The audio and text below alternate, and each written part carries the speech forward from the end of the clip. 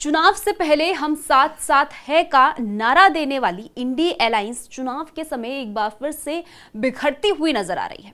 बिहार में साल के आखिर तक चुनाव है, लेकिन इससे पहले अलायंस के घटक दलों के बीच सीट शेयरिंग को लेकर मत्थापच्ची शुरू हो गई है।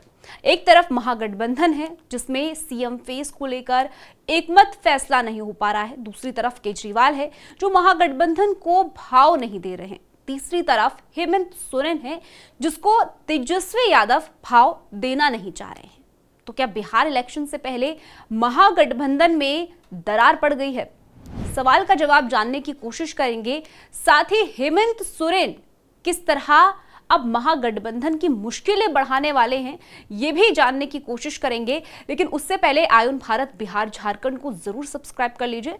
स्वागत है आपका, मेरा नाम ताना अधिकारी है। महागठबंधन जिसने लोकसभा के चुनाव में हाथों में हाथ डालकर चुनाव लड़ा, लेकिन विधानसभा के चुनाव आते आते इसमें निश्चित तौर पर बिखराव दिख रहा है। एक बार फिर से विधानसभा के चुनाव हैं और महागठबंधन में फिर से तकरार देखा जा रहा है।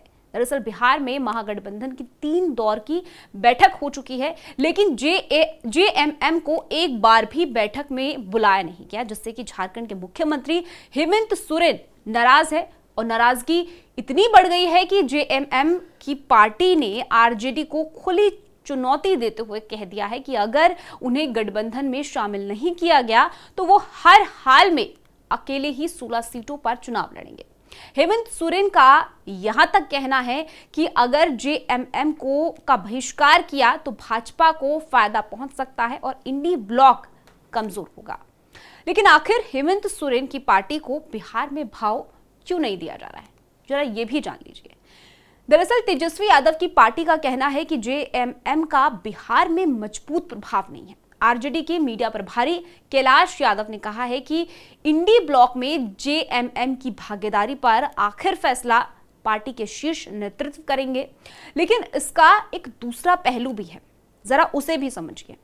आरजेडी का आरोप है कि तेजस्वी यादव लगातार रांची में 6 दिन कैंप कर रहे हैं, लेकिन पार्टी को सिर्फ 6 सीटें मिली है, जबकि 22 सीटों पर चुनाव लड़ने का दावा किया गया था।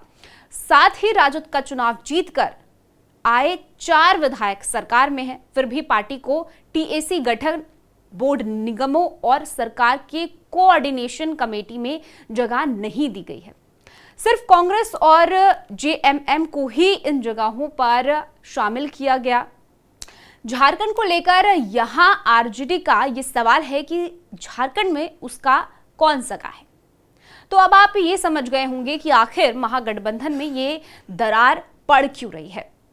झारखंड जहां पर हेमंत सोरेन की पार्टी जेएमएम की मजबूत पकड़ है, वहां आरजेडी को भाव नहीं दिया जा रहा है, तो दूसरी तरफ तेजस्वी यादव की पार्टी आरजेडी बिहार में जेएमएम को भाव देना नहीं चाह रही है। इसी रस्साकसी में बिहार के चुनाव में महागठबंधन की मुश्किलें बढ़ गई हैं, क्योंकि अगर हेमंत सोरेन की पार्टी बिहार में 16 सीटों पर चुनाव लड़ती है तो ये निश्चित तौर पर महागठबंधन की मुश्किलें बढ़ाएगा और इसका सीधा फायदा बीजेपी को होगा। अब देखना होगा कि क्या जेएमएम बिहार में अकेले चुनाव लड़ती है या महागठबंधन उसकी सीटों की डिमांड को पूरा कर देती है।